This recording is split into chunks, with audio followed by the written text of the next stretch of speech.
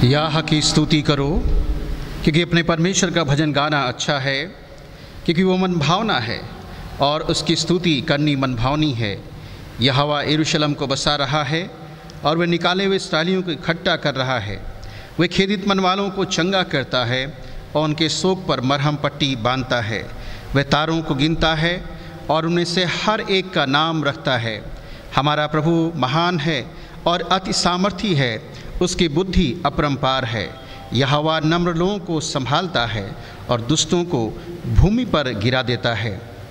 धन्यवाद करते हुए यहोवा का गीत गाओ और बीड़ा बजाते हुए हमारे परमेश्वर का भजन गाओ, क्योंकि वो आकाश को मेघों से छा देता है और पृथ्वी के लिए मेह की तैयारी करता है और पहाड़ों पर घास उगाता है। वे कौवों को और कौवों के बच्चों को जो पुकारते हैं उन्हें आहार देता है। यहोवा अपने डरवैयों ही से प्रसन्न होता है, अर्थात जो उसकी करुणा की आशा लगाए रखते हैं। याह की स्तुति करो, हे मेरे मन, यहोवा की स्तुति कर। प्रभु हमें आशीष दे। हम प्रार्थना करें, हम अपनी आंखें बंद करें, प्रार्थना करें। सर्वोच्च परमेश्वर, सर्वज्ञानी परमेश्वर, सर्वव्यापी परमेश्वर, सर्वशक्तिमान परमेश्वर, हम बड़ी विनम्रता के साथ आपकी हुजूरी में आते हैं और आपके पवित्र महान नाम को हम धन्य कहते हैं। धन्यवाद देते हैं आज के सुंदर प्रातःकाल मधुर बेला के लिए। धन्यवाद देते हैं इस समय और जीवन के लिए। धन्यवाद देते हैं आपके दया अनुग्रह करुणा के लिए। धन्यवाद देते हैं सारे उपकारों और भलाइयों के लिए। धन्यवाद देते हैं परमेश्वर आपके स्नेह और प्रेम के लिए। आज के दिन के लिए हम शुक्रगुजारी करते हैं और इस दिन को आपके हाथों में समर्पण करते हैं। प्रभु, हम जिस उद्देश्य, उस मकसद के लिए प्रभु हम अपने प्रिय परिवारों के साथ जब हम अपने घराने में जमा हैं, प्रभु हमारी विनती है प्रभु आप हमारे मध्य में होकर कार्य करें। हम आपकी आराधना उपासना करें हृदय गहराई के साथ, आत्मा सच्चाई के साथ, क्योंकि प्रभु आप वो आत्मा हैं और आप ऐसे भजन करने वालों को ढूंढते हैं जो आपकी आराधना आत्मा सच्चाई के साथ करें। हमारी विनती है परमेश्वर, अपने वचन मुताबिक आप हमारे मध्य में उपस्थित होइए और प्रभु हमारा अगुआ मददगार हो, पवित्र आत्मा हमारे साथ हो प्रभु। और हम जब आपके गीतों गाते हैं, आपकी आराधना उपासना करते हैं, आपके वचन का मनन ध्यान करते हैं प्रभु, आपके सम्मुख हम प्रभु अपनी भेंटों को लेकर आते हैं। इस सारी आराधना उपासना आपको स्वीकार्य ग्रहण योग्य हो। हम धन्यवादी हैं बीते समय में परमेश्वर बहुत सारा उतार चढ़ाव प्रभु हमारे जीवन में आया। प्रभु आपने में छोड़ा नहीं, आपने में त्यागा नहीं, हम इसके लिए भी धन्यवादी हैं। और प्रभु आपने अपने बलवंत हाथों से, सामर्थी हाथों से प्रभु आपने संभाला। हर आने वाली विपदा से, आपदा से, दुर्घटना से, महामारी से, विपत्ति से बचाकर नया जीवन दिया है। हम इसलिए कोटि नमन करते हैं। आज के प्रातः काल प्रभु हमारा जीवन आपको स्वीकार्य ग्रहण योग्य हो। हम अपने आप को खाली करते हैं, नम्र दीन करते हैं प्रभु, आप हमारे अंदर कार्य करें परमेश्वर पिता, और आज की आराधना आपको स्वीकार्य ग्रहण योग्य हो। प्रभु हम अपने इस समय अपने जीवन का मूल्यांकन करते हैं। यदि कोई ऐसी बात है जो आपको स्वीकार्य ग्रहण योग्य नहीं है, प्रभु हमारे जीवन से दूर करें और हम प्रभु हृदय गहराई के साथ आपकी आराधना उपासना करने वाले हो सकें। हम सबको बड़ी आशीष प्रदान कीजिए। इस समय जितने हमारे दर्शक श्रोतागण प्रभु अपने प्रिय परिवारों के साथ आराधना में सहभागी हैं, हर एक को नाम आशीष प्रदान कीजिए। धन्यवाद के साथ विनती स्वीकार करें। उद्धारकर्ता प्रभु यीशु मसीह के नाम से मांगते हैं, जिसने हमें इस प्रकार सिखाया। हे हमारे पिता, तू जो स्वर्ग में है, तेरा नाम पवित्र माना जाए, तेरा राज्य आए, तेरी इच्छा से स्वर्ग में पूरी होती है वैसे पृथ्वी पर भी हो। हमारी दिन भर की रोटी आज हमें दे, और जिस प्रकार हमने अपने अपराधियों को क्षमा किया है, तो वैसे हमारे अपराधों को क्षमा कर। हमें परीक्षा में ना ला, बल्कि बुराई से बचा, क्योंकि राज, पराक्रम और महिमा सदा तेरे है। आमीन। Thank you. धन्यवाद। परमेश्वर हम सबको आशीष दे। प्रभु यीशु मसीह के मधुर मीठे नाम में आप सभी उपस्थित प्रियों को जय मसीह की। Praise the Lord. परमेश्वर आप सबको बहुतायत की आशीष प्रदान करे। आज की इस पवित्र आराधना में आप सभी उपस्थित प्रियों का स्वागत है, अभिनंदन है। परमेश्वर हमें आशीष प्रदान करे। आज की आराधना हम आरंभ करेंगे प्रभु की महिमा के लिए। हम इस समय गीत गाएंगे, आप हमारे साथ इस गीत को गाएं। महिमा से तू जो भरा हुआ, ज्योति में सदा रहने वाला। आइए हम सब मिलकर इस गीत के द्वारा प्रभु की महिमा करें और गीत को आप गाएं हमारे साथ।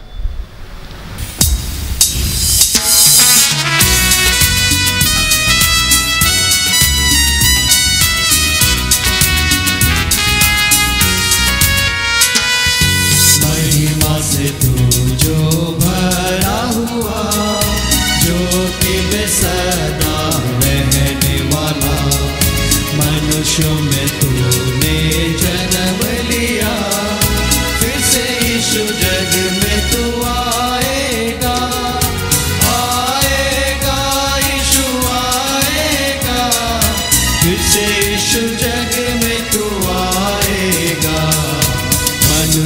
में तूने जन्म लिया, फिर से यीशु जग में तू आएगा।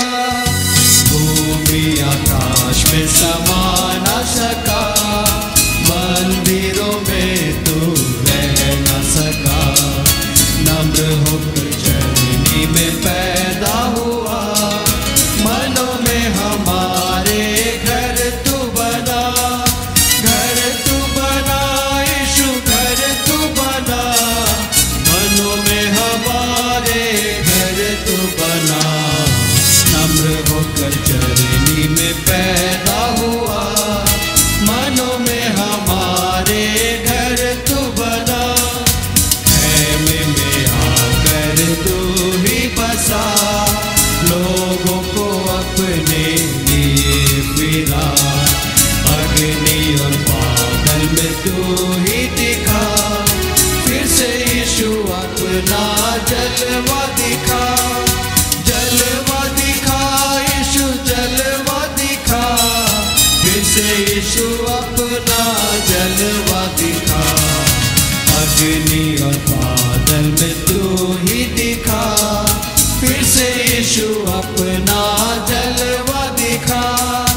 दानियल की तूने प्रार्थना सुनी, एज़रा की तूने सहायता की।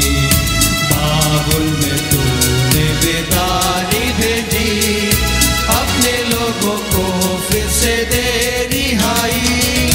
दे रिहाई यीशु, दे रिहाई, अपने लोगों को फिर से दे रिहाई। बाबुल में तूने बेदारी भेजी, अपने लोगों को फिर से दे रिहाई। तू ही हमारा राजा है, तू ही मुक्ति दाता है, फिर से आने वाला है। प्यारे प्रभु यीशु तू जल्दी आ, जल्दी आ यीशु, जल्दी आ। प्यारे प्रभु यीशु तू जल्दी आ, फिर से आने वाला है। प्यारे प्रभु यीशु तू जल्दी आ। धन्यवाद सुंदर गीत के लिए। परमेश्वर हम सबको इस गीत के द्वारा आशीष प्रदान करे। आइए आज का बाइबल पाठ हम लोग निकालेंगे बुक ऑफ लेविटिकस, लेवी व्यवस्था की पुस्तक, और उसका 16 अध्याय और 6 पद से लेकर 11 तक पढ़ेंगे। Book of Leviticus chapter 16 versus 6 to 11। यहाँ पर इस प्रकार से लिखा हुआ मिलता है,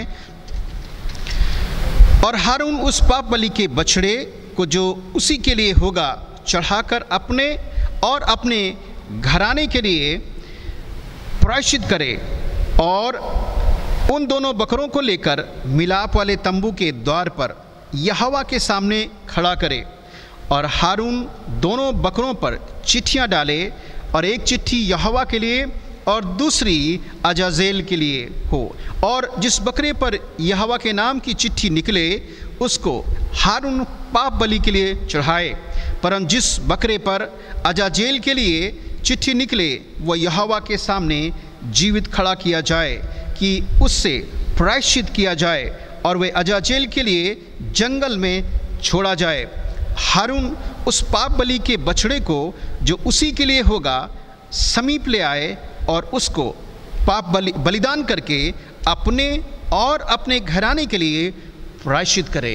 परमेश्वर के वचन के पढ़े जाने और सुने जाने के द्वारा प्रभु हम सबको बहुतायत की आशीष प्रदान करे।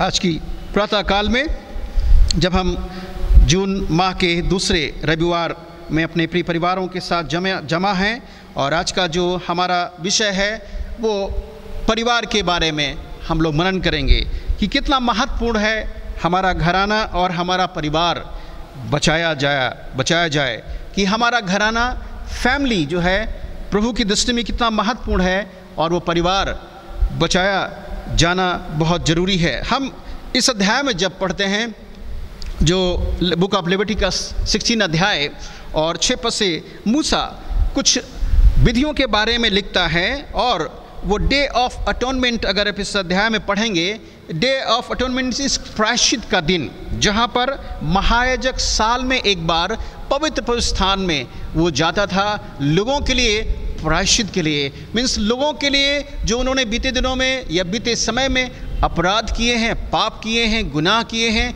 उनके प्रायश्चित के लिए वो उस स्थान पर जाए और उनकी माफ़ी के लिए वे प्रार्थना करें। और यहाँ पर जब हम आते हैं तो एक बहुत महत्वपूर्ण बात हमें पढ़ने को मिलती है, जो हारून के बारे में परमेश्वर का दास जो परमेश्वर की अगुवाई में उन बातों को प्राप्त करके लिखता है।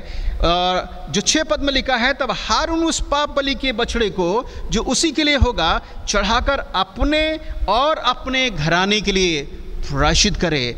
आज का जो विषय जैसा हमने बताया है, हमें अपने और अपने घराने के लिए बचाने के लिए प्रार्थना करना है, प्रायश्चित करना है। जिस प्रकार से हारून लोगों के लिए बचाने के लिए और उनके लिए पवित्र स्थान में जा कर के एक तैयारी के समय होता था। आप इस अध्याय में अगर आप पहले पढ़ेंगे तो याजक महायाजक जो होता था वो किस तरह से तैयारी अपने आप को करता था प्रभु के सामने बलिदान ले जाने के लिए। अपने आप को वो शुद्ध करता था, स्नान करता था और प्रभु की अगुवाई में प्रभु के निर्देशानुसार उन वस्त्रों को पहनता था और उसके बाद उन बलिदानों को लेकर वो परमेश्वर के समीप आता था और उनके लिए एक प्रायश्चित करता था कि वे लोग बचाए जाएं।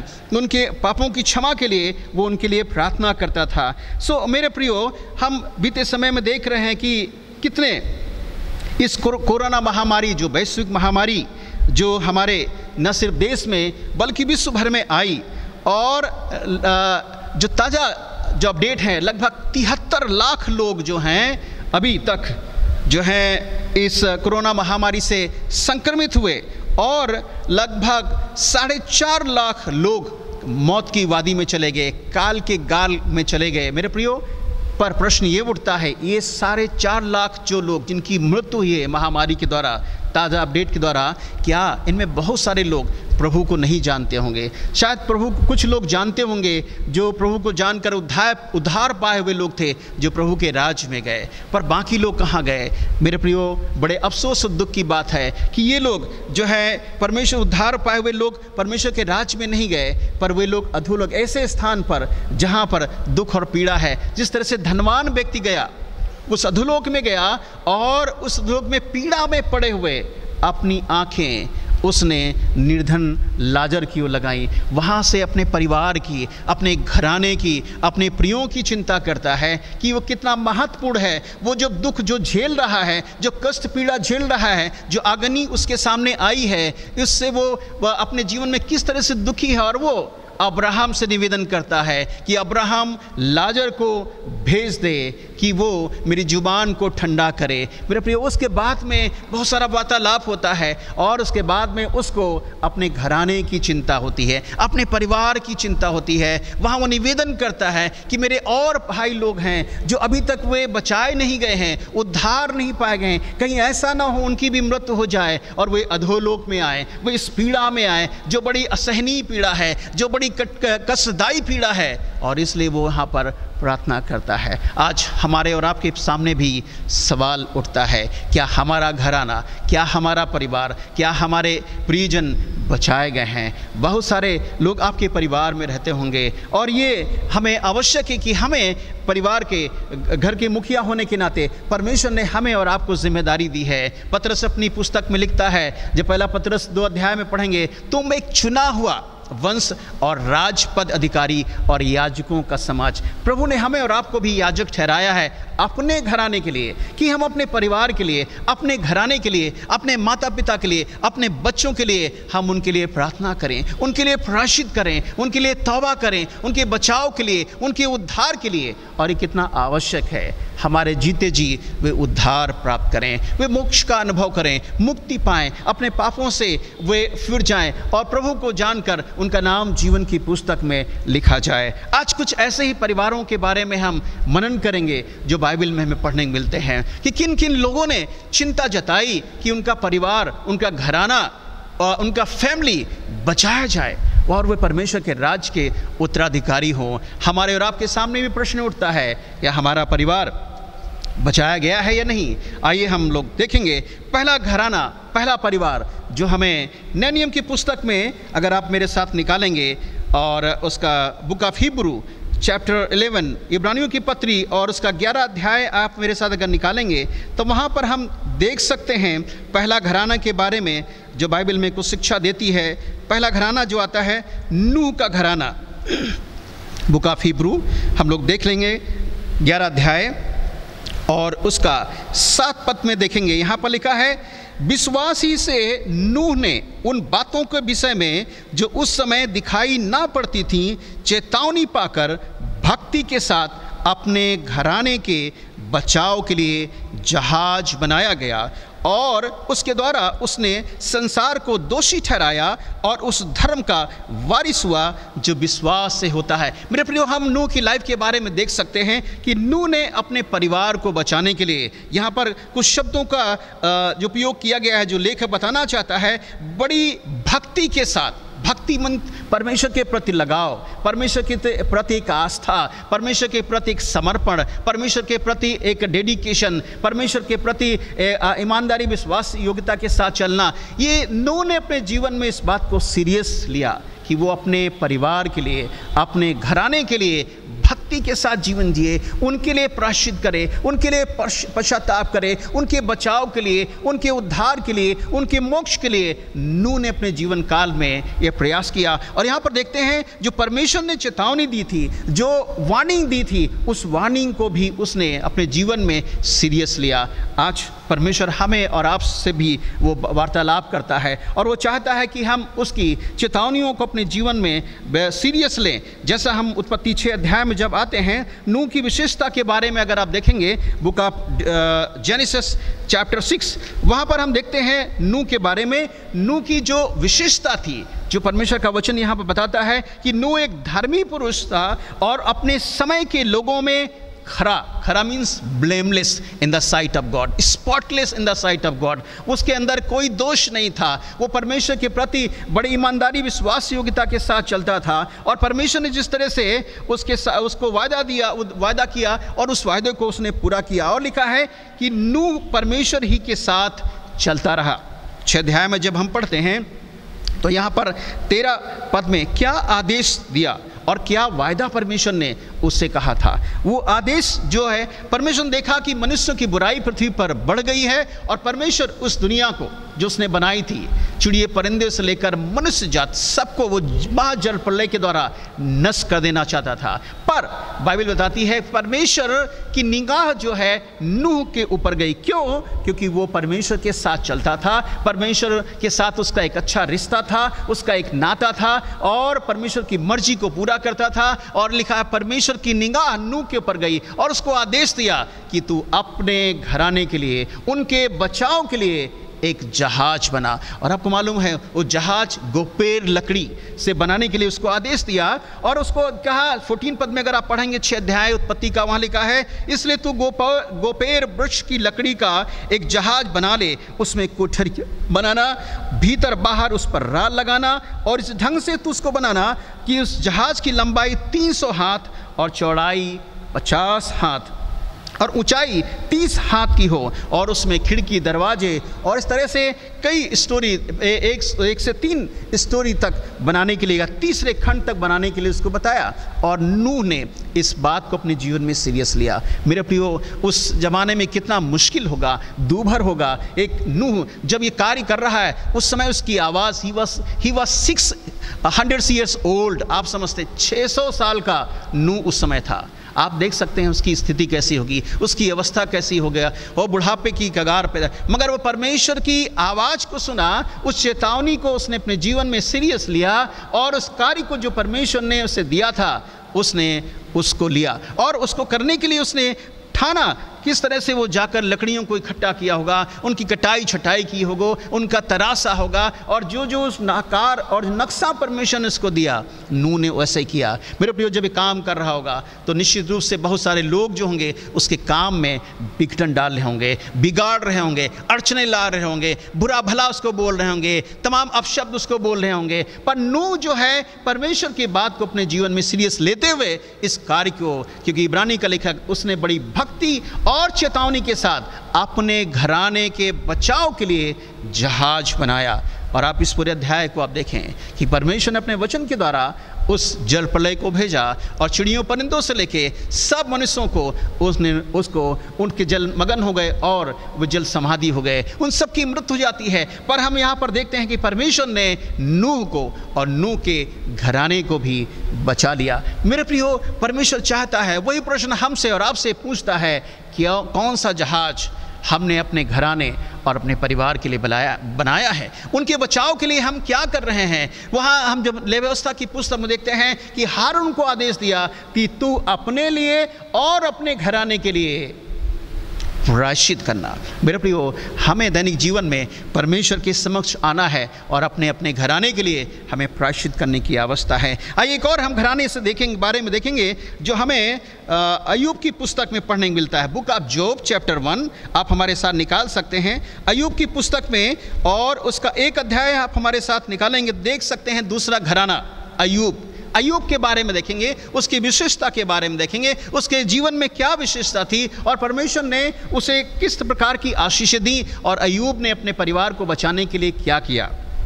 पहला अध्याय अगर आप एक अध्याय पढ़ेंगे तो एक पद से आप देख सकते हैं, लिखा ऊंच देश में अय्यूब नाम एक व्यक्ति था जो वो खरा था, सीधा था और परमेश्वर का भय मानता था, बुराई से दूर रहता था। अय्यूब की विशेषताओं के बारे में देख सकते हैं, उसकी लाइफ के बारे में यहाँ पर देख सकते हैं कि वो भी ब्लेमलेस, स्पॉटलेस, मतलब खरा, और दूसरी बात वो परमेश्वर की भक्ति में लीन था, परमेश्वर का भय मानता था और बुराई से अलग रहता था। आगे परमेश्वर ने उसको आशीष दी। यहाँ पर लिखा है दूसरे पद में, लिखा परमेश्वर ने से 7 बेटे 3 बेटियां उससे उत्पन्न हुई, और सिर्फ इतना नहीं, बहुत सारी धन संपत्ति भी परमेश्वर ने उसको दी। पर महत्वपूर्ण बात आती है, इन सब बातों में अय्यूब अपने परिवार के प्रति विश्वास योग्य रहा। जब हम 5वें पद में आते हैं और 4 पद में जब पढ़ते हैं तो अय्यूब को मालूम था कि उसके बेटे बेटियां जब प्रिय परिवारों में जाते हैं, शादी पार्टी में जाते हैं, तो निश्चित रूप से कुछ ना कुछ उनके जीवन के द्वारा ऐसा हुआ होगा जो परमेश्वर की दृष्टि में ठीक नहीं होगा। तो अय्यूब क्या करता था, आप देख सकते हैं 4 पद से मैं आपके लिए पढ़ना चाहूँगा कि अय्यूब कितना अपने परिवार को बचाने के लिए चिंतित था कि ऐसा ना हो कि उनके बेटे बेटियां पाप करें और उसका परिणाम उनको भुगतना पड़े। इसलिए 4 पद में लिखा, उसके बेटे बारी बारी से एक दूसरे के घर में खाने पीने को जाया करते थे और अपनी तीनों बहनों को अपने संग खाने पीने के लिए बुलवा भेजते थे। देख रहे हैं कि जश्न में, पार्टी में जाते थे भाई बहन। पर 5वें पद में अगर आप देखेंगे तब वहाँ लिखा है, जब अय्यूब लिखा जब भोज के दिन पूरे हो जाते थे तब अय्यूब उन्हें बुलवाकर पवित्र करता था। ये अय्यूब की जिम्मेदारी थे, एक घर का मुखिया होने के नाते, एक घर का हेड होने के नाते, अपने परिवार प्रियों के लिए, अपने घराने के लिए वो परमेश्वर के समीप वो प्रायश्चित करता था। वो परमेश्वर के समीप आकर के उनके पापों की क्षमा के लिए बलिदान चढ़ाता था। आप देख सकते हैं तड़के वो उठता होगा, भोर को उठता होगा और वचन के अनुसार उन कार्यों को करता होगा जैसा लेवी व्यवस्था में लिखा हुआ है। लिखा वो अपने बच्चों को बुलाकर उन्हें पवित्र करता था। और आगे लिखा, बड़े भोर को उठकर उनकी गिनती के अनुसार होम बलि चढ़ाता था, क्योंकि अय्यूब जानता था, अय्यूब को मालूम था कि कदाचित उसके बेटे बेटियां बाहर जो गए होंगे वो पाप करके परमेश्वर को छोड़ दिया होगा। अय्यूब बताना चाह रहा है, जब हमारे जीवन में पाप और गुनाह आता है तब हमारी दूरी परमेश्वर से हो जाती है, हम परमेश्वर से दूर भागते हैं, हम अपने आप को परमेश्वर से छिपाते हैं और पाप जब आने के द्वारा हमारे जीवन में शर्मिंदगी आती है। तब अय्यूब अपने बच्चों को बुलाकर उनके लिए प्रायश्चित करता और उनके लिए प्रार्थना। और लिखा है, इस रीति से अय्यूब सदैव किया करता था। अय्यूब के समान क्या हम और आप अपने घराने और अपने परिवार के लिए हम प्रायश्चित करते हैं, अपने प्रियों के लिए, अपने बच्चों के लिए, अपने घराने के लिए, उनके बचाव के लिए हमें ज़रूरी है कि हम प्रार्थना करें कि प्रभु उन पर अनुग्रह करें, उन पर दया करें, उनकी रक्षा करें, उनकी हिफाजत करें, उनको हर आने वाली विपदा से, हर आपदा से बचाए। फैमिली, परिवार कितना महत्वपूर्ण है। पहला तीमुथी 5 अध्याय 8 पद में अगर आप पढ़ेंगे, यदि कोई व्यक्ति अपने निज घराने की या अपनों की चिंता ना करे, वो लिखा वो सबसे बड़ा अविश्वासी है। और मेरे प्रियो, हमें ज़रूरत है, परमेश्वर हमें बताना चाहते हैं कि हम अपने दैनिक जीवन में अपने घराने के लिए, अपने परिवार के लिए, बचाने के लिए हम प्रभु की नज़दीकी में आए, उसकी वेदी के सामने आए, प्रायश्चित करें, लोगों के बचाव के लिए उनके लिए प्रार्थना करें। जैसा हम आपको बता रहे हैं कि घराना, फैमिली परमेश्वर की दृष्टि में कितना महत्वपूर्ण है, और परिवार बचाने की आवश्यकता है कि हमारा परिवार परमेश्वर के राज्य के उत्तराधिकारी हो सके। हम तीसरा घराना और परिवार देखेंगे जो प्रेरितों काम की पुस्तक में हमें 16 अध्याय में पढ़ने को मिलता है, और बुक ऑफ एक्ट्स और 16 चैप्टर हम लोग निकालेंगे। देख सकते हैं प्रेरितों काम का 16 अध्याय और उसका 13 पद से हम देखेंगे। यहाँ पर फिलिप्पी नगर में पौलुस जो परमेश्वर की अगुवाई में अपनी सेवकाई के समय में है, और वहाँ पर जब पहुँचता है तो फिलिप्पी नगर में जब पहुँचता है तो 13 पद से हम देख सकते हैं, लिखा है, सब्त के दिन हम नगर के फाटक के बाहर नदी के किनारे ये समझ कर गए कि वहाँ प्रार्थना करने का स्थान होगा, और बैठकर उन स्त्रियों से जो इकट्ठी हुई थीं बातें करने लगे। और लुदिया नामक थुआतीरा नगर की बैंजनी कपड़े बेचने वाली एक भक्त स्त्री सुन रही थी, और प्रभु ने उसका मन खोला कि वो पौलुस की बातों पर चित लगाए। तब उसने अपने घराने समेत बपतिस्मा लिया, और उसने हमसे विनती की कि यदि तुम मुझे प्रभु की विश्वासनीय समझते हो तो चलकर मेरे घर में रहो, और वो हमें मना कर ले गई। इस अध्याय में हम देखते हैं मेरे प्रियो, पौलुस जो है फिलिप्पी नगर में है, और उस नगर में ऐसा परमेश्वर के दास जो लेखक हैं वो मानते हैं कि फिलिप्पी नगर में कोई भी आराधना का केंद्र नहीं था, क्योंकि उस समय उस नगर में यदि किसी नगर में 10 यहूदी लोग होते थे तब उनके लिए एक आराधना का केंद्र बनाया जाता था। और यहाँ पर इस पाठ को पढ़ने से ऐसा लगता है, जो राइटर, लेखक, थियोलॉजियन लिख रहे हैं कि फिलिप्पी नगर में कोई भी आराधना का केंद्र नहीं था, मतलब बहुत कम विश्वासी थे। अगर 10 लोग यहूदी होते तो निश्चित रूप से वहाँ पर आराधना का केंद्र होता, और इसलिए जब आराधना का केंद्र नहीं होता था तो लोग शहर से निकलकर वो नदी के किनारे में एक ऐसे स्थान पर मिलते थे जहाँ पर वे आराधना उपासना कर सकें। और इसलिए इस अध्याय में हम देखते हैं पौलुस जो है इस नगर से निकल करके नदी के किनारे जाते हैं कि वे वहाँ पर कुछ लोगों को वहाँ पर मिलेंगे, उनके साथ वो प्रार्थना कर सके। जब वहाँ पहुँचता है तो कुछ लोग जमा होते हैं, उनमें से एक स्त्री जो थुआतीरा नगर की है, जो बिजनेस व्यापार करने वाली स्त्री है, और वो स्त्री रंग रोगन और बैंजनी वस्त्र को बेचा करती थी। पर इस पद को, इस अध्याय को पढ़ने से लगता है कि उद्धार उसने नहीं पाया, उसने मोक्ष अपने जीवन में हासिल नहीं किया। पर जब पौलुस वहाँ पर जाता है, लोगों से बातचीत करता है, वचन को बोलता है, वचन के जीवनों में कार्य करता है, और उनमें से एक है ये स्त्री जो थुआतीरा नगर की स्त्री है, लिदिया जिसका नाम है। परमेश्वर उसके जीवन में कार्य करता है। यहाँ पर एक शब्द लिखा है परमेश्वर ने, प्रभु ने उसका मन खोला। She open her heart before the Lord. उसने अपने हृदय को परमेश्वर के सामने खोल दिया। ये उसके लिए चिंता का विषय होगा। वो व्यापार करती होगी, वो पैसा कमाती होगी, पर निश्चित रूप से उसके जीवन में सुकून और शांति नहीं होगा।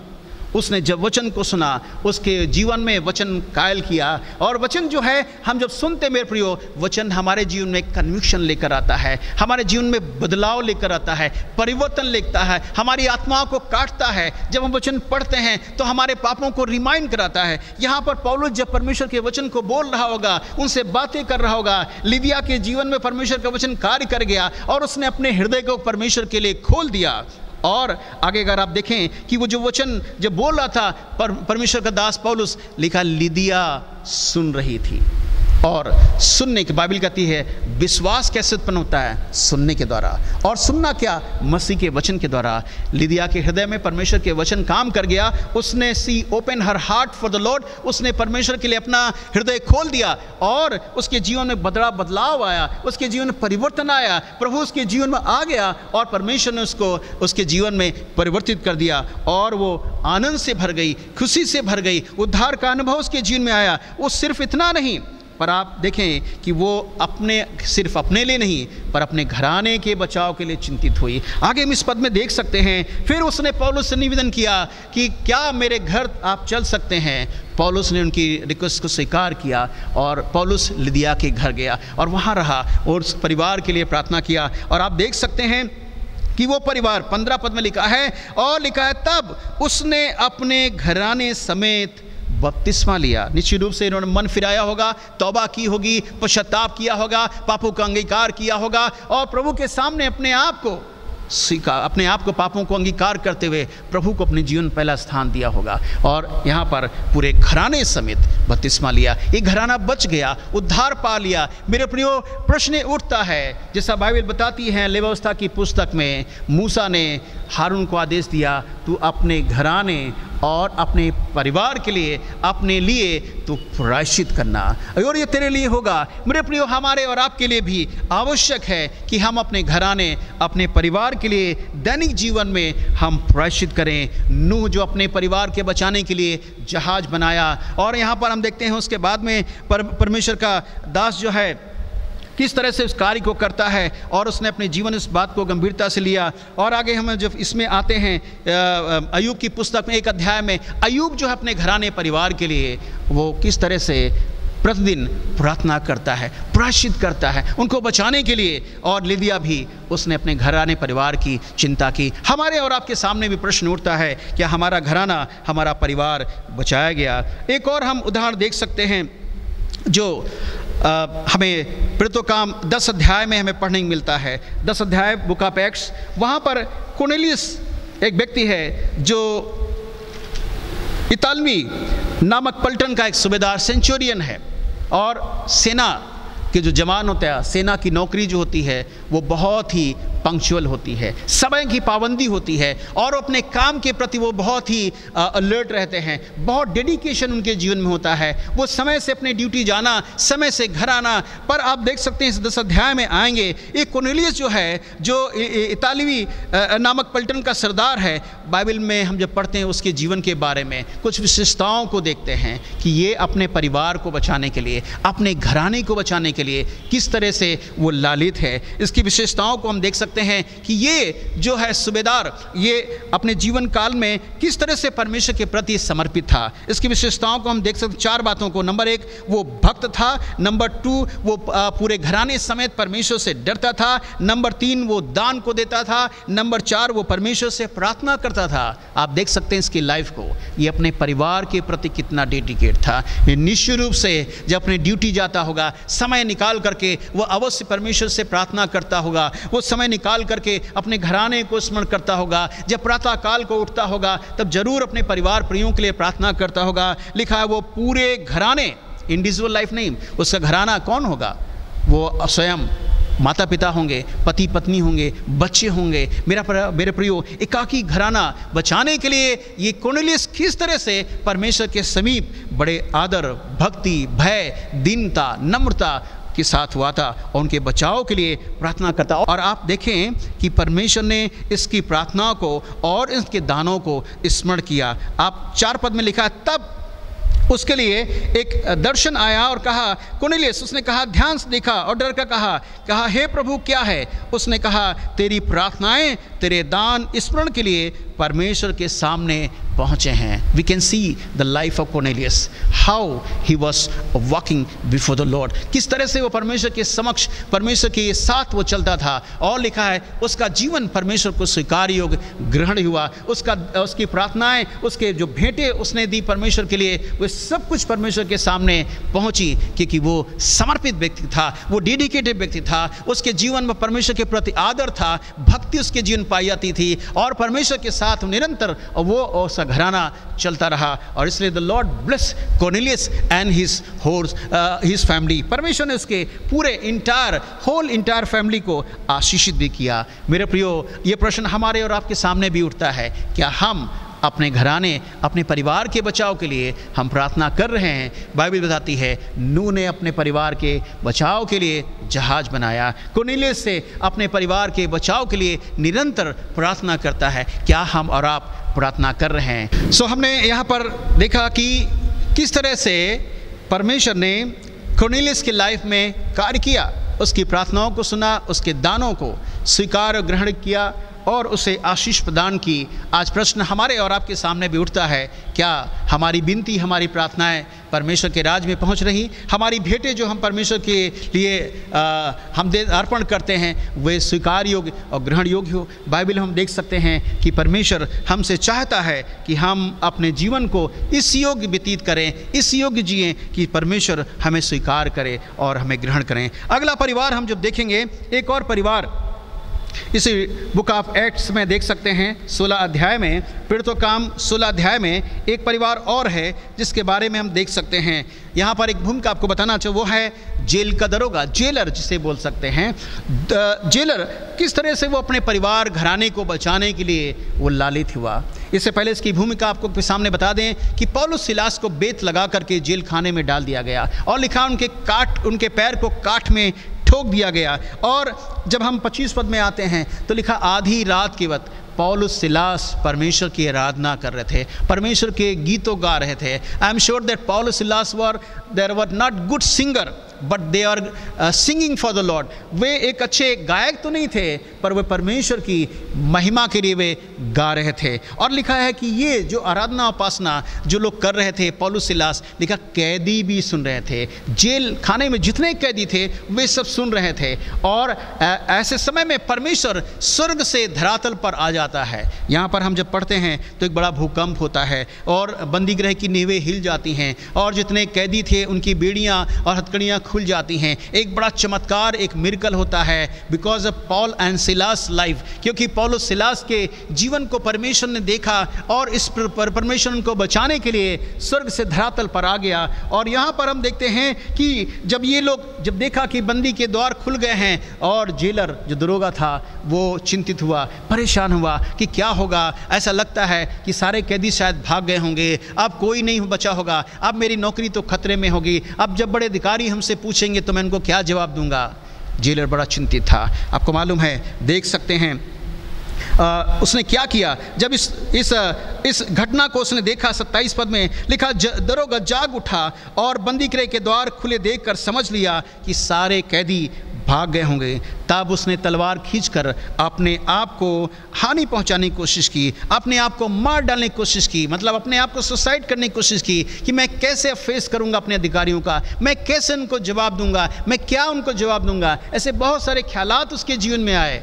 मेरे प्रियो, मैं इस वचन के द्वारा उन लोगों को भी बताना चाहता हूं जो अपने जीवन से निराश हैं, दुखी हैं, वो अपने जीवन में ऐसा कदम कभी ना उठाएं। आत्महत्या करना एक बुज़दिली है। हम अपने जीवन में, परमेश्वर ने हमें एक अवसर दिया है, समय दिया है और हम अपने जीवन में संघर्ष करें। हम अपने जीवन से निराश ना हो, दुखी ना हो, हम परमेश्वर की ओर निगाहें लगाएं। परमेश्वर हमारे जीवन को बचाना चाहता है और अपने कार्य सेवा के लिए उपयोग में लाना चाहता है। इसलिए हम कुछ ऐसे कामों को ना करें, ऐसी बातों को देख करके हम अपने जीवन को ऐसा ना करें, हम समाप्त करें, ख़त्म कर लें, आत्महत्या ना करें। मेरे वचन के द्वारा मैं उनको ये बताना चाहता हूँ कि अपने जीवन में कभी भी ऐसा कदम ना उठाएं। परमेश्वर ने हमें लाइफ दिया है, हम इसको उपयोग करें, सही दिशा में खर्च करें, परमेश्वर के लिए खर्च करें और परमेश्वर की महिमा का कारण हमारा लाइफ हो सके। सो यहाँ पर जब देखते हैं कि इस जेलर ने एक कदम उठाया तो पौलुस सिलास क्या कहते हैं कि तू अपने आप को हानि ना पहुंचा क्योंकि हम सब यहाँ पर हैं। आप देख सकते हैं पौलुस सिलास की विश्वास योग्यता। वे चाहते तो जेल खाने से भाग जाते, वे चाहते तो वहाँ से फ्ली हो जाते, पर वे लोग गए नहीं, कोई भी वहाँ से हिला नहीं। और इस विश्वास योग्यता को देख करके इस जेलर का हृदय पिघल गया और उसने जान लिया और आकर के पौलुस सिलास के चरणों पर गिर जाता है और क्या मांग करता है। आप 30 पद में देख सकते हैं, लिखा है, हे सज्जनों, उद्धार पाने के लिए मैं क्या करूं। एक बहुत बड़ा प्रश्न इस जेलर के सामने था। उद्धार, मोक्ष, मुक्ति पाने के लिए क्या उपाय करूं। इसने अपना सारा जीवन इस नौकरी में, सरकारी नौकरी में व्यतीत किया होगा, पर अभी तक इसका जीवन उद्धार का अनुभव उसके जीवन में नहीं हुआ है और इससे अनभिज्ञ है। और वो आज उसने अपने जीवन में पढ़ लिया कि इनसे पूछे कि किस तरह से वो मोक्ष, उद्धार पाया जा सके। आगे उत्तर मिलता है उनको 31 पद में लिखा, तब पौलुस सिलास ने उनसे कहा कि तू प्रभु यीशु मसीह पर विश्वास कर तो तू और तेरा घराना उद्धार पाएगा। किस पर विश्वास करना? प्रभु यीशु मसीह पर विश्वास कर, तू और तेरा घराना उद्धार पाएगा। और इस जेलर ने जैसा पौलुस सिलास ने कहा था वैसे उसने किया, अपने जीवन में प्रभु को मुक्तिदाता के रूप में स्वीकार किया होगा। मेरे प्रियो, इससे पहले उसने जरूर अंगीकार किया होगा, उसने जरूर पश्चाताप किया होगा, उसने जरूर तौबा किया होगा, अपने पापों को मान करके प्रभु को आमंत्रित किया होगा, अपने जीवन में मुक्तिदाता के रूप में स्वीकार किया होगा। बाइबल कहती है यदि तू प्रभु को अपने मुंह से अंगीकार करे कि वो मृतकों में से जिलाया गया है, तो हमारा प्रभु निश्चित रूप से तुम्हें क्षमा करेगा और उद्धार का अनुभव देगा। यदि हम अपने पापों को मान लें तो परमेश्वर हमारा विश्वास योग्य धर्मी है हमारे पापों को क्षमा करने के लिए। मेरे प्रियो, इस जेलर ने पापों का अंगीकार किया होगा और परमेश्वर ने उसको अपने उद्धार का अनुभव दिया। लिखा है फिर आगे 32 पद में आते हैं, जब लिखा है उन्होंने उसको उसके सारे घर के लोगों को वचन सुनाया। आप देख सकते हैं उसको चिंता जाहिर की होगी कि मैं तो बच गया हूँ, मेरा घराना अभी उद्धार के अनुभव से वंचित है। इसलिए उसने निवेदन किया होगा पौलुस सिलास से कि वे आकर के प्रभु के वचन को उसके परिवार में सुनाएं। और उस बात को परमेश्वर के दास ने जाकर इस बात को लिया और जाकर के 33 पद में अगर आप देखेंगे तो लिखा, रात को उसी घड़ी उसने उन्हें ले जाकर उनके पांव धोए और अपने सब लोगों समेत तुरंत बपतिस्मा लिया और उसका पूरा घराना 34 पद लिखा है, सारे घराने समेत परमेश्वर पर विश्वास करके आनंद किया। ये आनंद, ये खुशी कब आता है? जब हम अपने पापों से फिर जाते हैं, जब हम तौबा कर लेते हैं, पुराना जीवन, पुरानी आदतें, पुराना आचरण, पुराना व्यवहार, पुरानी जो चीज़ें रीति रिवाज हैं, हम जब उनको छोड़ देते हैं और प्रभु को अपने जीवन में हम आमंत्रित करते हैं, प्रभु हमें अपने आनंद से, अपनी खुशी से हमें परिपूर्ण करता है। इस परिवार में इससे पहले वो खुशी, इस परिवार में इससे पहले वो जॉय कभी भी नहीं आया होगा। मेरे प्रियो, जब इन्होंने प्रभु को अपने जीवन में आमंत्रित किया, प्रभु के समीप अपने आप को लेकर आया, परमेश्वर ने इनको अपने आनंद और खुशी से भर दिया है। बाइबल बताती है जेलर का पूरा घराना बचाया गया। प्रश्न हमारे और आपके सामने भी उठता है प्रियजनों, क्या हमारा और आपका घराना बचाया गया? नूह ने अपने परिवार को बचाया, कुरनेलियस ने अपने परिवार को बचा लिया और लिदिया ने अपने परिवार को बचा लिया, जेलर ने अपने परिवार को बचा लिया। क्या प्रश्न उठता है, हमारा घराना क्या बचाया गया है? प्रश्न उठता है, हम अपने परिवार के लिए कोशिश करें, चिंतित हों कि हमारा परिवार और घराना बचाया जाए। बाइबल में हम पुराने नियम में देखते हैं, राहाब जो वेश्या थी वो भी अपने परिवार घराने के लिए चिंतित हुई, वो अपने परिवार प्रियों को बचाने के लिए चिंतित हुई। और आपको मालूम है कि यहोशू ने जिन भेदियों को भेजा था उस नगर के लिए, उस देश के जाने के लिए कि उनका भेद लेकर आए, जब ये यरीहो से होकर जा रहे थे वहाँ का भेद लिया और इस तरह से ये राहाब जो वेश्या थी, ये किस तरह से इन लोगों की सुरक्षा की, इन लोगों को अपने घर में छिपा दिया। पर उसने एक बात स्वीकार की जो आपके सामने मैं रखना चाहता हूँ। इस राहाब के जीवन में कैसे परिवर्तन आया, कैसे उसके जीवन में बदलाव आया। यहोशू की पुस्तक आप हमारे साथ अगर आप निकालेंगे, बुक ऑफ जोशुआ और उसका दूसरा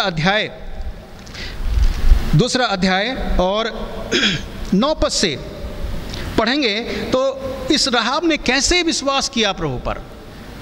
9 पद में लिखा है, इन पुरुषों से कहने लगी, मुझे निश्चय है कि यहोवा ने तुम लोगों को ये देश दिया है और तुम्हारा भय हम लोगों के मन में समाया है और हम इस देश के सब निवासी तुम्हारे कारण घबरा रहे हैं। पर 10 पद में लिखा है, क्योंकि हमने सुना है कि यहोवा ने तुम्हारे मिस्र से निकलने के समय तुम्हारे सामने लाल समुद्र का जल सूखा कर दिया और तुम लोगों को वो सूखे रास्ते से लेकर आए। इसने इस बात को जाना, स्वीकार किया। यहाँ इस बात को रिपीट कर रही, परमेश्वर की बात की चर्चा कर रही, जो परमेश्वर जो इसने इससे पहले कभी शब्द नहीं सुना है, यहोवा का शब्द उसने उपयोग किया है, तो उसने परमेश्वर यहोवा पर विश्वास किया, भरोसा किया। 11 पद में अगर आप देखेंगे तो वहाँ लिखा है, ये सुनते हुए हमारा मन पिघल गया।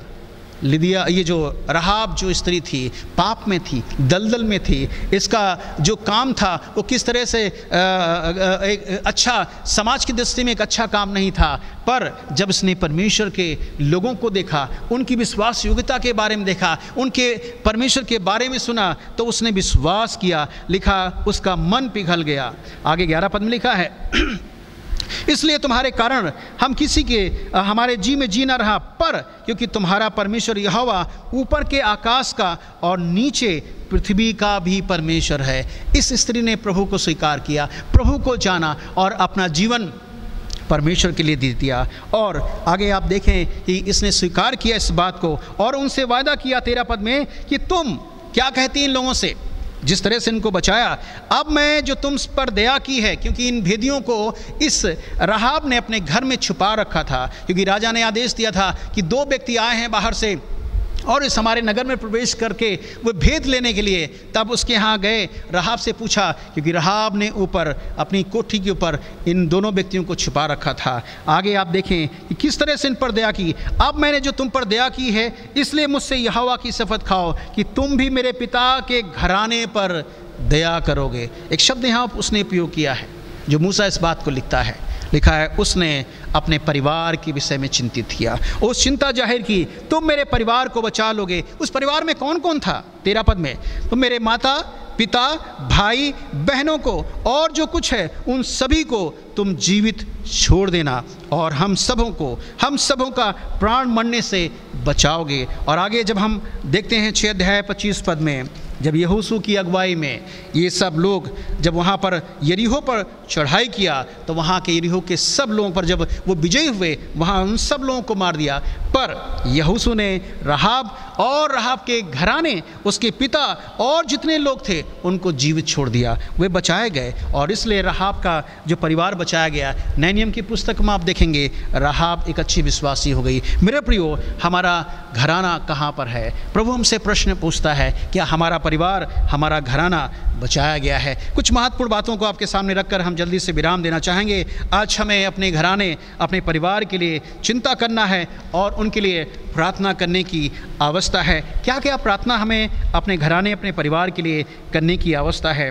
पहली बात हम लोग देखेंगे, परमेश्वर चाहता है, एजकेल 44 अध्याय 6 पद में अगर आप देखेंगे, लिखा है कि हम अपने घराने से सब घृणित कामों को दूर करें जो परमेश्वर की दृष्टि में ठीक नहीं है, उचित नहीं है, अच्छे नहीं है, सही नहीं है, उनको दूर करना है। और इसलिए हम उनके लिए हमें प्रायश्चित करना है, पश्चाताप करना है। जिस तरह से अय्यूब अपने घराने के लिए, अपने परिवार के लिए वो पश्चाताप करता था, सो हम अपने घराने से उन तमाम चीज़ों को जो परमेश्वर की दृष्टि में ठीक नहीं है, उचित नहीं है, घृणित चीज़ों को हम दूर करें। दूसरी बात जो आमोस 5 अध्याय 4 पद में अगर आप पढ़ेंगे, लिखा है वहाँ पर अगर पढ़ें, हम अपने घराने के लिए प्रार्थना करें कि हमारा घराना परमेश्वर की खोज में लगा रहे।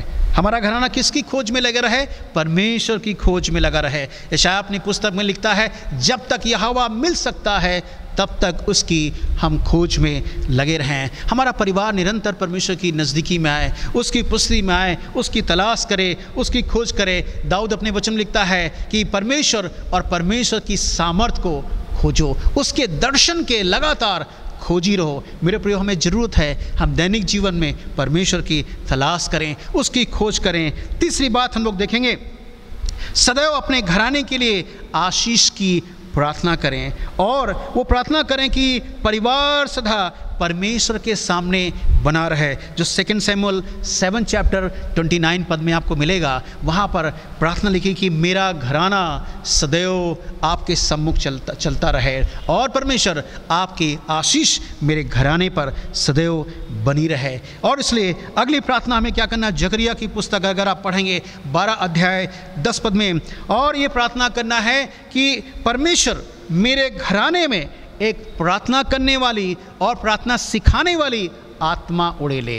ये हमें प्रार्थना करने की अवस्था है कि प्रभु, हो सकता है हमारा परिवार अभी प्रार्थना में कमज़ोर हो सकता है हमारा परिवार अभी प्रार्थना न करता हो। हमें अपने दैनिक जीवन में प्रार्थना करना है कि प्रभु मेरे घराने में प्रार्थना करने वाली आत्मा दे और प्रार्थना सिखाने करने वाली आत्मा दे। आपको मालूम, शिष्यों को जब प्रार्थना नहीं आती तब उन्होंने प्रभु से आग्रह किया, निवेदन किया कि प्रभु हमें सिखा, और प्रभु ने उनको सिखाया कि तुम इस रीति से प्रार्थना किया करो। मेरे प्रियो, हमें ज़रूरत है अपने परिवार प्रियों के लिए प्रार्थना की आवश्यकता है कि प्रभु हमारे परिवार में प्रार्थना करने वाली आत्मा उड़ेले, जिससे बहुत कुछ वे सीखें और परमेश्वर के राज्य के उत्तराधिकारी हो सकें। बाइबल में जब पढ़ते हैं इब्रानी की पत्री में 8 अध्याय 10 पद में, और प्रार्थना क्या करें? प्रार्थना करें कि परमेश्वर अपनी व्यवस्था को, अपनी विधि को, अपने नियम को उनके मनों में, उनके हृदय में उतारे। परमेश्वर की व्यवस्था कितनी महत्वपूर्ण है। डिटोनॉमी 28 अध्याय में अगर आप पढ़ेंगे तो वहाँ पर मूसा लिखता है, यह तुम परमेश्वर की आज्ञा और विधियों को जो मैं आज तुम्हें सुनाता हूँ, यह तुम चौकसी करो, उनको मानो, उनको गंभीरता से लो और उनके अनुसार अपना जीवन यापन करो, तो परमेश्वर तुम्हें सारी जातियों में तुम्हें श्रेष्ठ करेगा, उन्नति देगा, सुख समृद्धि देगा, तुम्हारे घर में आशीष आएगी, सुख समृद्धि आएगी और बहुत सारी बरकतें तुम्हारे घराने और परिवार में आएंगी। इसलिए हमें प्रार्थना करना है कि परमेश्वर की व्यवस्था हमारे घराने में, परिवार में निरंतर पाई जाए, जिससे वे परमेश्वर की व्यवस्था का पालन करते आगे बढ़ते जाएं।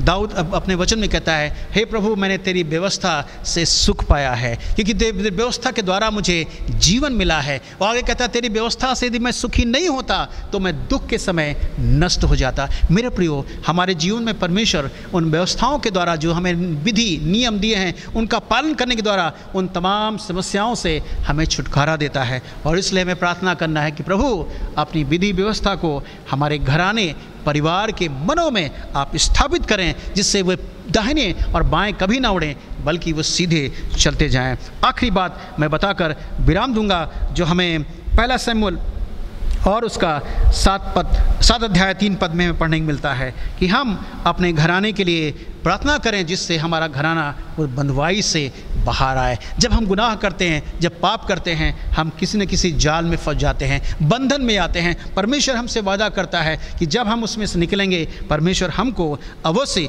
उसमें से निकालेगा और हमें एक विजयी जीवन देगा जो परमेश्वर के योग्य होगा। आज के वचन को ही विराम देना चाहेंगे, उत्साहित इनकरेज करना चाहेंगे कि हम प्रभु के पास आएँ और अपने लिए, अपने घराने के लिए हम प्रार्थना करें, जैसे कि हारून अपने परिवार, अपने घराने के लिए प्रार्थना किया। अय्यूब ने अपने घराने, अपने परिवार के लिए प्रार्थना किया। जेलर ने अपने घराने, अपने परिवार के लिए प्रार्थना किया। लिदिया ने अपने घराने, अपने परिवार के लिए प्रार्थना किया। कोर्नेलियस ने अपने घराने, अपने परिवार के बचाव के लिए प्रार्थना किया। ऐसे और बहुत सारे हम देख सकते हैं बाइबल में, जिन जिन लोगों ने परमेश्वर के पास आकर के, नूह ने अपने घराने के बचाव के लिए जहाज बनाया। आज प्रश्न उठता है, क्या हमने कौन सा उपाय किया है कि हमारा घराना बच जाए और परमेश्वर के राज्य का उत्तराधिकारी हो। God bless you. प्रभु हम सबको इस वचन के द्वारा बहुतायत की आशीष प्रदान करें। Thank you so much. धन्यवाद। इस समय हम एक गीत गाएंगे परमेश्वर की महिमा में मिलकर के, और उसके साथ हम अपनी भेंटों को संग्रह करेंगे। हम लोग गीत गाएंगे, आशीष तुझसे चाहते हैं हे स्वर्गीय पिता हम आते हैं। आशीष तुझसे चाहते हैं। इस गीत के साथ अपनी भेंटों को संग्रह करें, और जैसा आपको निर्देश दिया गया था वैसे अपनी भेंटों को जमा कर सकते हैं। Thank you.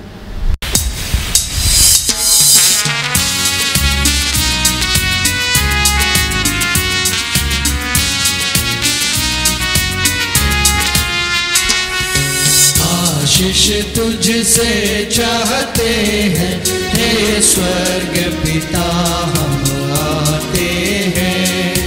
आशीष तुझसे चाहते हैं हे स्वर्ग पिता हम आते हैं। कोई खूबी है न लिया कर, बख्शो हमको अपनी ताकत। कोई खूबी है न लिया कर, बख्शो हमको अपनी ताकत। खाली दिलों को लाते हैं, खाली दिलों को लाते हैं हे स्वर्ग पिता हम आते हैं। आशीष तुझसे चाहते हैं हे स्वर्ग पिता हम आते हैं। हमने बहुत खताएं की है, रहे निकम जफाएं की है। हमने बहुत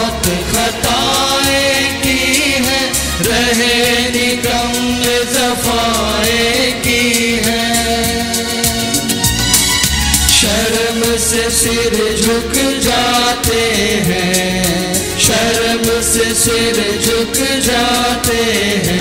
हे स्वर्ग पिता हम आते हैं, आशीष तुझसे चाहते हैं।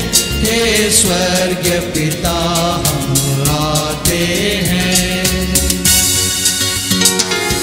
तुम हो शक्तिमान प्रभु जी, कुदरत तुम्हारी शान यीशु जी।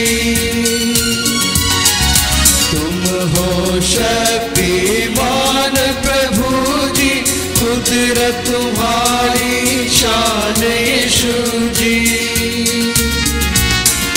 हमदो सना हम गाते हैं, हमदो सना हम गाते हैं। हे स्वर्ग पिता हम आते हैं, आशीष तुझसे चाहते हैं। हे स्वर्ग पिता हम आते हैं।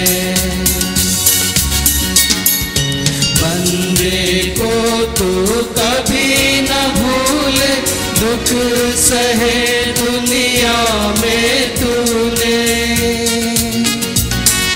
बंदे को तू कभी न भूले, दुख सहे दुनिया में तूने। उस ही प्यार को चाहते हैं, उस ही प्यार को चाहते हैं। हे स्वर्ग पिता हम आते हैं, आशीष तुझसे चाहते हैं। हे स्वर्ग पिता हम आते हैं, आशीष तुझसे चाहते हैं। हे स्वर्ग पिता हम आते हैं। धन्यवाद। इस समय हम अपने स्थानों पर सब खड़े हो जाएं और इस समय हम लोग प्रार्थना करेंगे बेटों के लिए, और मिलकर के जो हमने बेटे संग्रह किए हैं हम दुआ करें, अपनी आंखें बंद करें, प्रार्थना करें।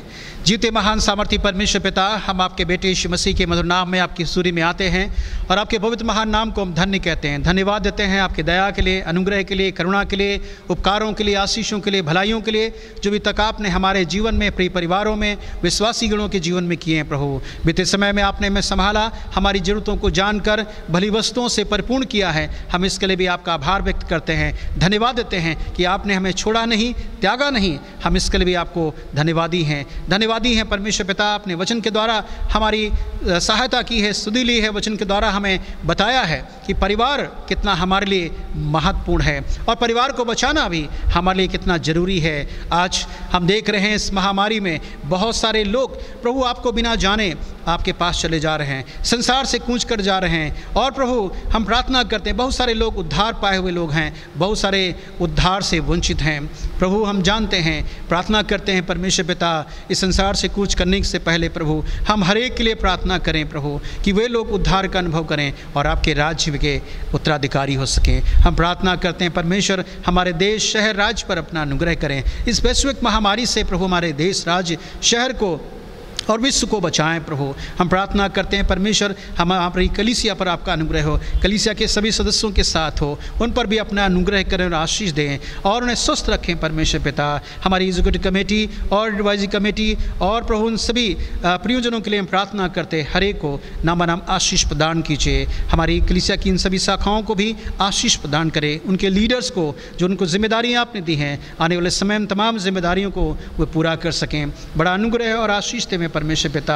हम प्रार्थना करते हैं इस समय इन भेंटों के लिए जो आपके लोगों ने प्रभु संग्रह की हैं, इन भेंटों पर भी आपका आशीष भरा हाथ बना रहे। जब खर्च हो प्रभु आपकी सेवा हेतु खर्च किया जाए प्रभु, आने वाले दिनों में और भी हमें आशीषित करें, जिससे हम प्रभु आशीषों को प्राप्त करके आपकी सेवा हेतु और प्रभु अपने हाथ को हम बढ़ा सकें। हम इस समय प्रार्थना करते हैं जितने श्रोतागण दर्शक हमारे हैं इस संदेश को सुना है प्रभु, उन सभी के जीवन में आपका वचन कार्य करे, 100 गुना फलवंत होने पाए और प्रभु हमारा जीवन आपको स्वीकार योग्य और ग्रहण योग्य हो। और प्रभु हम आपकी इच्छा को अपने जीवन पूरा करें, आपके आज्ञाकारी बेटे बेटियां बने प्रभु, आपका भय माने परमेश्वर पिता, और बड़ी भक्ति भय के साथ अपना जीवन को हम व्यतीत कर सकें। परमेश्वर हम सबके साथ हो, बड़ी आशीष दीजिए, हमारी भूल चूक खताओं को भी माफ़ करें और अपनी विश्वास योग्यता में हमें सदैव रखें। परमेश्वर आदर प्रशंसा गौरव हम आपको देते हैं। धन्यवाद के साथ हमारी विनती स्वीकार करें उद्धार करता प्रभु यीशु मसीह के मधुर मीठे नाम में, आमीन। डॉक्सोलॉजी।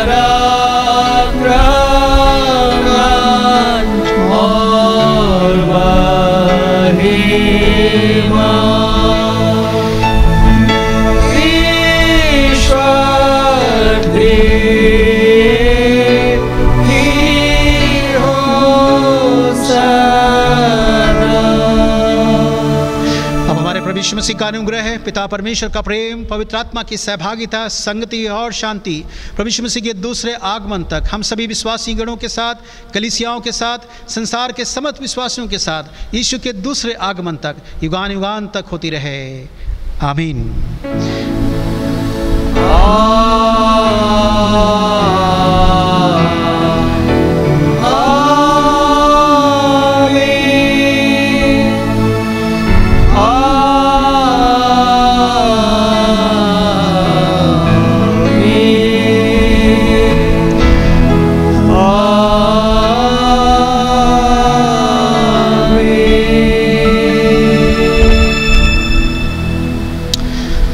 थैंक यू, बहुत बहुत धन्यवाद। परमेश्वर आप सबको आशीष दे। जय मसीह की। Praise the Lord. Thank you.